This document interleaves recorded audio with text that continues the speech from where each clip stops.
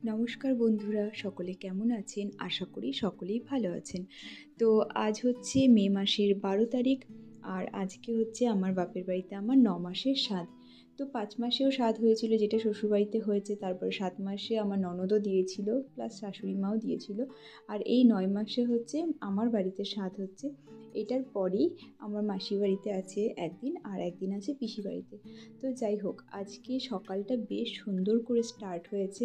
আর কালকে তো এসেই গেছিলো মান্তুরার, ওরা রাত্রেবেলায় এসেছে কালকে, যেটা আপনারা আগের ব্লগে দেখতেই পেয়েছেন। আর ওদিকে মা তোড়জোড় করে রান্নাবান্না শুরু করে দিয়েছে। আমার জন্য খাবারগুলো ঘরেই রান্না করছে, বাকি যে গেস্টরা আছে তাদের জন্য বাইরে আলাদা করে রান্না হচ্ছে। তো যেহেতু এটা ৯ মাসের স্বাদ অনুষ্ঠান, সেহেতু মা এখানে ৯ রকমের ভাজা রান্না করবে। এখানে কিছুটা আছে, আরও মাছ আছে, পকোড়া আছে, সেসব দিয়ে ৯ রকম হয়ে যাবে। সকাল সকাল মা পুজোও দিয়ে নিয়েছে, যাতে পরে লেট না হয়। আর এই যে এখানে মা তোড়জোড় করে রান্না করছে। সত্যি কথা বলতে, মেয়েদের জীবনে কিছু কিছু দিন এতটাই বেশি গুরুত্বপূর্ণ আর এতটাই বেশি সুন্দর হয়, যেটা সত্যি কথা বলতে তার মা বা সে ছাড়া এই জিনিসগুলো কেউ ফিল করতে পারে না। এই জিনিসটা, এই দিনটা আমার জন্য এতটাই বেশি স্পেশাল। বিয়ের সময় যেমন আইবুড়ো ভাতের জন্য আমি খুব বেশি তোড়জোড় করেছিলাম, কিন্তু সেই টাইমটাতে অনেক কিছুই হয়ে ওঠেনি। কিছু সিচুয়েশনের জন্য আমার আইবুড়ো ভাত খাওয়া হয়ে ওঠেনি। না আমার সেইভাবে কোনো আশীর্বাদ হয়েছে, কোনো অনুষ্ঠানই তেমন করে হয়ে ওঠেনি। কিন্তু তারপর থেকে আমার প্রত্যেকটা জিনিসই খুব সুন্দর করে সবাই মিলে পালন করছে। আর আজকে আমি আর না খেয়ে থাকবো না, কারণ আজকে কোনো পুজো বা কিছু নেই।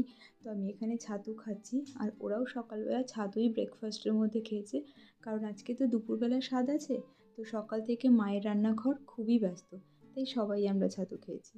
আর এই যে এখানে আমি হয়ে গেছি রেডি, আমার সাথে বড়মশাইও কিন্তু রেডি হয়ে গেছে।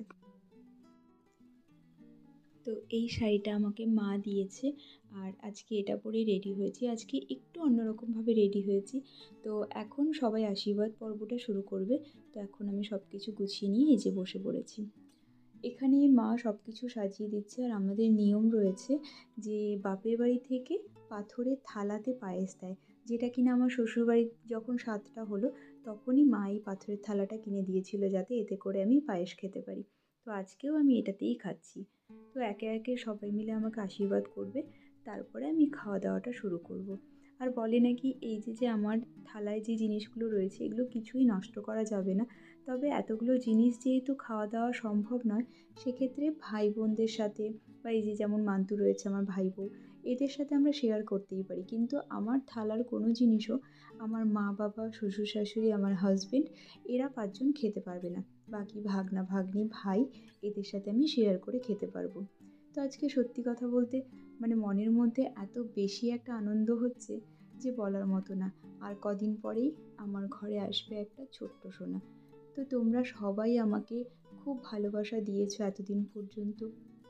আশা করি আমার যে ঘরে ছোট্ট একটা সোনা আসবে, তাকেও সবাই আশীর্বাদ করো, ভালোবাসা দিও। আর সবাই সবার আশীর্বাদে যেন এই দিনটাও সুন্দর মতন করে কাটে।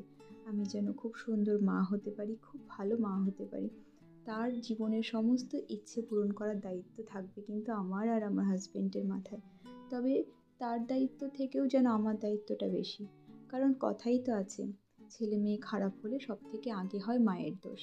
কিন্তু মা কিন্তু সর্বত্র চেষ্টা করে যায় যে ছেলে মেয়ে সব কিছুতেই যেন ভালো হয়।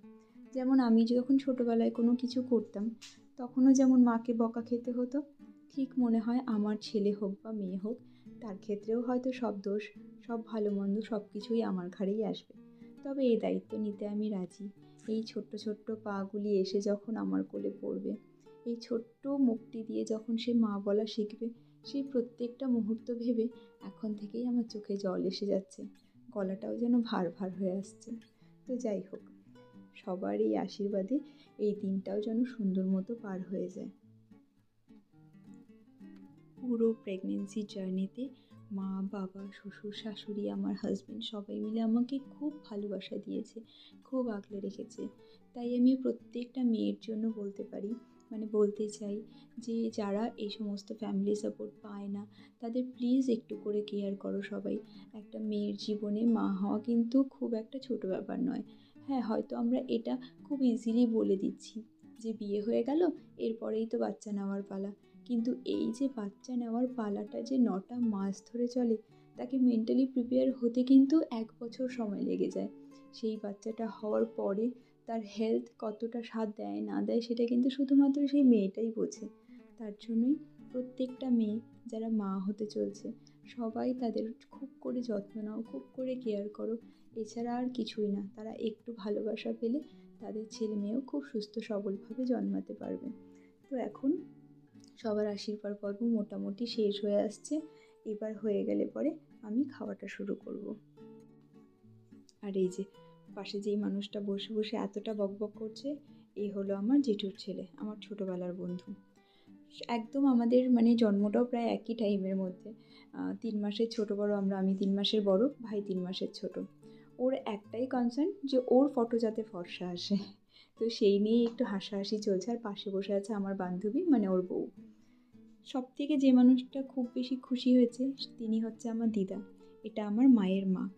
উনি এতটাই খুশি যে নাতনির ঘরে এখন নতুন একজন অতিথি আসছে, সেই ভেবে তার খুশির আর কোনো ঠিকানা নেই। তাই সে 2 দিন আগেই চলে এসেছে, যে যাতে আমার সাথে অনেকটা সময় কাটাতে পারে।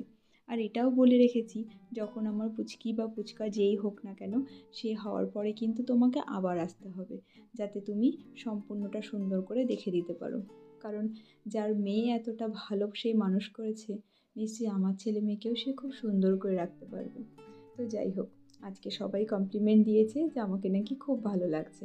আর হ্যাঁ, আমার নিজের কাছেও নিজেকে ভালো লাগছে, কারণ আমি একটু মোটু হয়েছি। আর মাঝখানে মানে একদম যে প্রথম ধাপটা ছিল, যখন আমার 1 মাস সবে হয়েছে, তখন ধুম করে আমার 4 কেজি ওয়েট পড়ে গেল। আমি হয়ে গেলাম 43 কেজি। আস্তে আস্তে সেই ওয়েটটা কমতে কমতে যাচ্ছে, 41 কেজিতে পৌঁছে গেল।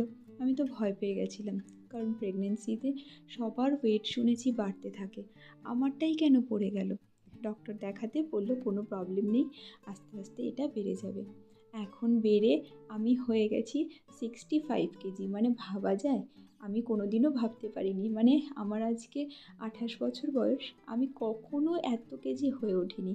আমি লাস্ট ওয়েট ছিল আমার 55 কেজি। তো যাই হোক, এখন সবাই মিলে একটু ফটো তুলে নিই, যাতে এই জিনিসগুলো স্মৃতি হয়ে আমার কাছে থেকে যায়। আর এই হলো আমার মাসি। মানুষে বলে, কথাতেই বলে মায়ের থেকে নাকি মাসির দরদ বেশি, আর সত্যিই তাই। ছোটোবেলা থেকে মাসি আমাকে এতটাই ভালোবাসা দিয়েছে, প্রত্যেক বছর পুজোতে বোনেদের ড্রেস কেনার আগে আমার ড্রেসটাই ঘরে আসতো।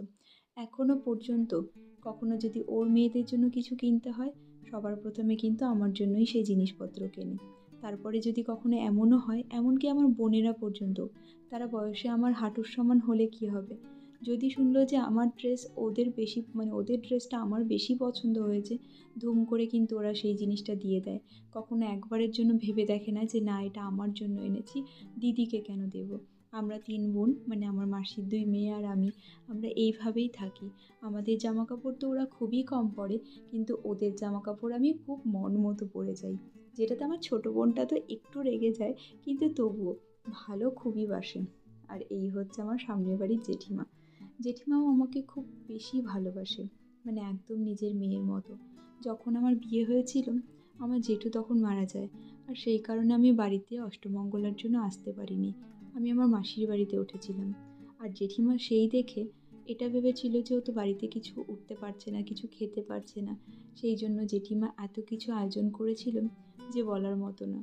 তিনি আমার সম্পর্কে, মানে রক্তের সম্পর্কে তো কিছু না, কিন্তু ভালোবাসা আমায় একদম বড় মেয়ের মতো। তো যাই হোক, সব কিছু সবার আশীর্বাদ নিয়ে এখন নতুন একটা পর্ব শুরু হতে চলছে। মনে একটু ভয়, তার থেকে বেশি আনন্দ নিয়ে এই জীবনটা শুরু করতে চলেছি।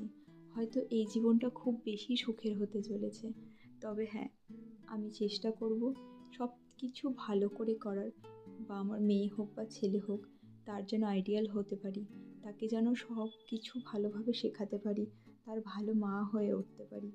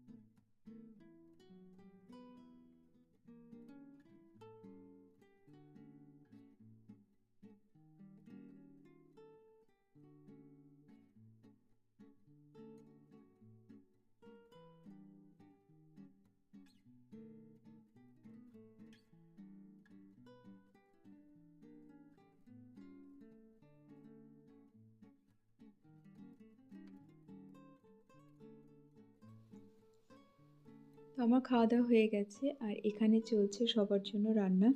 দুপুরের খাওয়া দাওয়া তো সবার ঘরোয়াই ছিল, সবার নিমন্ত্রণ রাত্রে রয়েছে, তো এই জন্য সারা দুপুর মিলে এই সমস্ত আয়োজন হচ্ছে।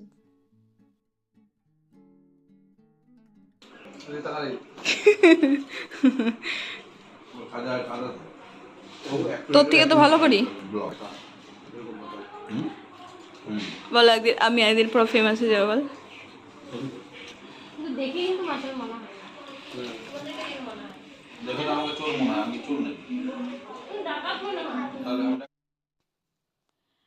আমার ক্যামেরা অন দেখলে পরেই আমার ভাই আমাকে ভুলভাল বলতেই থাকে যে সারাদিন কোনো কাজ নেই, এটা ওটা।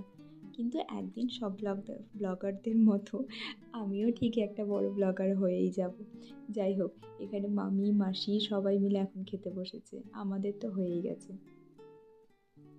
তো এই হচ্ছে গৌরব ভাইয়ের নতুন বউ, ও আমাদের বাড়িতে আজকে এসেছে ঘুরতে। আর এখানে ঋতিকাও বসে আছে, বেচারার মনটা একটু ভালো নেই, সামনে মনে হয় এক্সাম বা কিছু রয়েছে, যার জন্য ও একটু টেন্স রয়েছে। আর এখানে সবাই মিলে এখন চলছে আড্ডা, ভাই আছে, রাজা আছে, মান্তু আছে। তো এখন জমিয়ে একটা আড্ডা হোক, তারপরে তো রাত্রের জন্য আবার রেডি হতে হবে।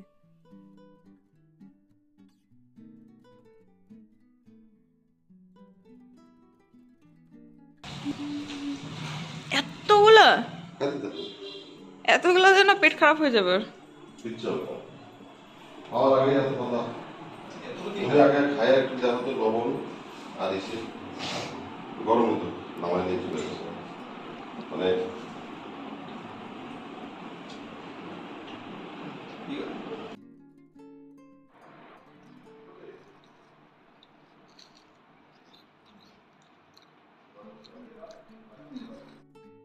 স্মল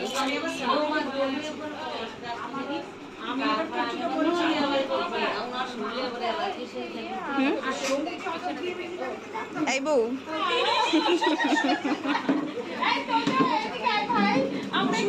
ফটো তুলবেন, এইটা দেখেই শ্যামল আজকে দিয়ে দিবে ডিভোর্স।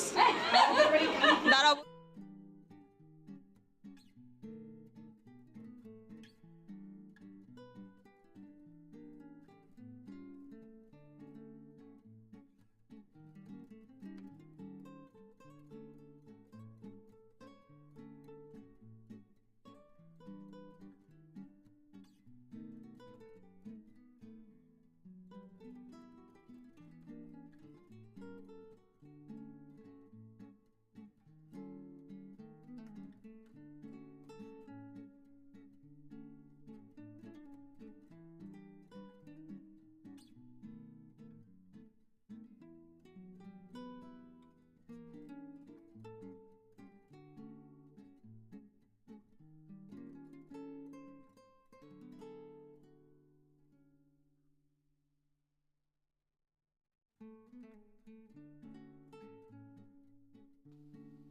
তো আজকের মতো ব্লগটাকে আমি এখানেই শেষ করছি। সকলে ভালো থাকবেন, সুস্থ থাকবেন, আর আমার চ্যানেলকে ভালো লাগলে লাইক, কমেন্ট, শেয়ার আর সাবস্ক্রাইব করতে ভুলবেন না। Thank you for watching, love you all.